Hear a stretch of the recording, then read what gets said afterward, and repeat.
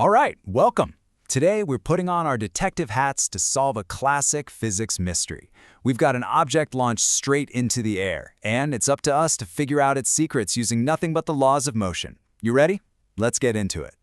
So here's the case file. Let's call it the 50-meter mystery. We've got two big questions we need to answer. First, just how fast did this ball have to be thrown to get all the way up to 50 meters? And second, once it was thrown, how long did it hang out in the air before coming back down? That's the puzzle we're going to piece together today. Now, every good mystery needs a detective, right? Well, that's us. And our tools aren't going to be magnifying glasses or fingerprint kits. Nope, we're using the fundamental laws of physics to crack this thing wide open. So let's start the investigation. Okay, so first things first in any investigation. You got to gather your facts, right? Lay out all the evidence you have. In the world of physics, we just call these our knowns or our variables. So let's take a look at the clues we've got to work with. You know, it's funny, we actually know a lot more than you might think at first glance. Obviously, we know the maximum height it reaches, that's y, is 50 meters. That's our biggest clue. But here's a sneaky one that isn't written down. Think about it. When the ball gets to the very top of its flight, for just a split second, it stops moving up before it starts coming down, right? So its velocity at that exact moment, what we call its final velocity for this part of the trip, is actually 0. And the last piece of the puzzle is the one thing we can always count on here on Earth. Gravity. It's always pulling down, so we give it a negative value, negative 9.8 meters per second squared. So there's our evidence board.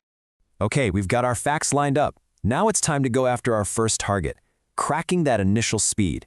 We need to figure out exactly how fast this thing was moving the very instant it left the ground.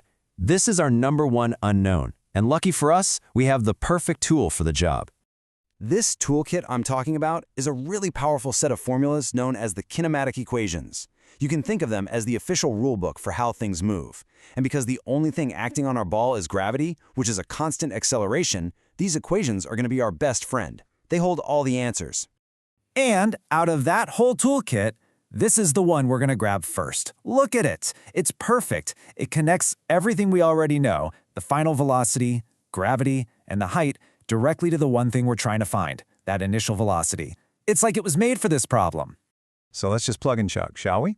We'll pop in 0 for our final velocity, negative 9.8 for gravity, and 50 for the height.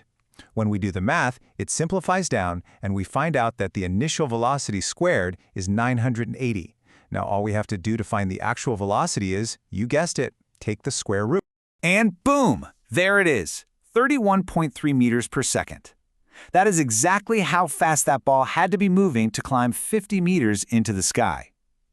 So, part 1 of our mystery? I'd say that's case closed. But we're not done yet, are we? We've only solved half the case. Now for part 2. We know how fast it started, but how long was the whole trip? How long was it actually up in the air? For this, we need to switch up our strategy just a little bit.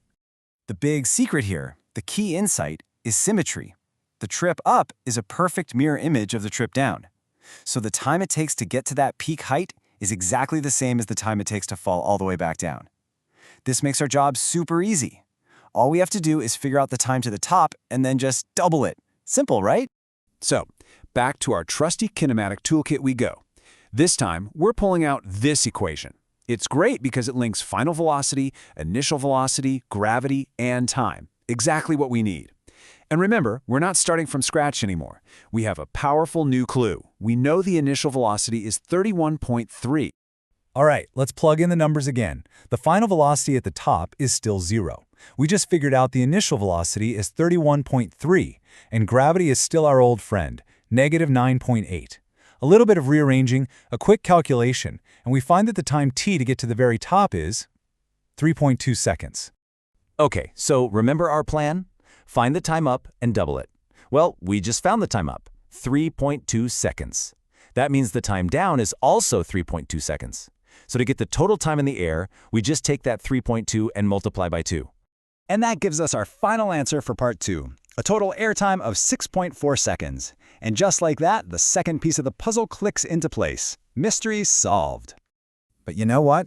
Any good detective, any good scientist always double-checks their work. They corroborate their findings. And one of the coolest things about physics is that there's usually more than one way to get to the answer. So just to be absolutely sure, let's try solving this with a totally different method and see if we get the same result. For this double check, we're going to use this beast of an equation. It's a bit more involved, sure, but it's really powerful because it directly connects displacement, that's y, to the initial velocity and time. It's designed to solve for the total time all in one go. So here's the clever trick with this one. We want to find the total time the ball is in the air, right? Well, that's the exact moment it comes back and hits the ground, the same spot it started from. And at that exact moment, what's its total displacement? It's 0. It's ended up right back where it began. So we can just set y to 0 in our equation and solve for the time, t. Now, what's really neat about this is that when you solve it, you actually get two answers for time. The first one is t equals 0, which makes sense, right? The ball was at ground level at time 0 when it was thrown. We can kind of ignore that one. But the second answer it gives us is t equals 6.4 seconds. And look at that. It's the exact same answer we got before. That's our confirmation. Our findings hold up. So the case is cracked, the results are confirmed, but what's the big takeaway here? I mean, this was about more than just crunching some numbers, right? It was really about seeing the fundamental rules of motion in action. Let's boil it down to the key principles we use to crack this case. First, gravity is this constant, predictable force pulling everything down. Second, at the very top of its arc, any object thrown upwards will have a velocity of 0 for just an instant. Third, that flight path is perfectly symmetrical. The time up equals the time down.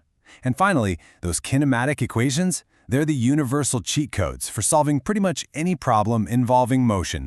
And really, that's what science is all about, isn't it?